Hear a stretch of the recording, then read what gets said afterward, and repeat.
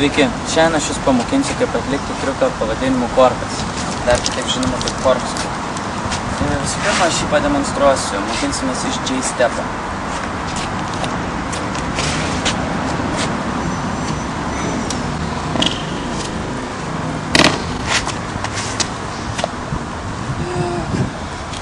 Korkas nėra labai sunkus triukas, visų pirma reikia mokėti čitgainerį, kaip kiti sako, bet man priimtiniau paprastai tiesiog mokintis korką.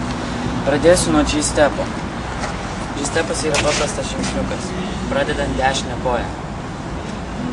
Eisena tokia, kairė, dešinė, nuo dešinės šuoliukas ant kairės, moji su koja viršų, taip skersai maždaug taip. Ir su rankom to pačiu metu. Pasuki galvą į kairę pusę, kad būtų greičiau suktis.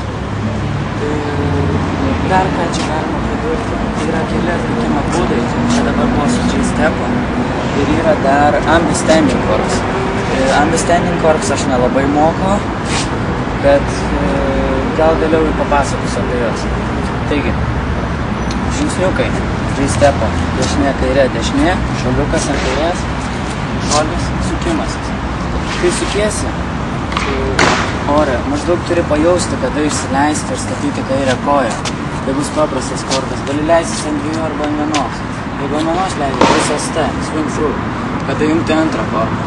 Ant dviejų nusileidžiant, gali daryti kombinacijas su voldazais, fullais ir panašiai. Tai va dar kartelį aš jums parodysiu, kaip atrodo korkas ir bus viskas.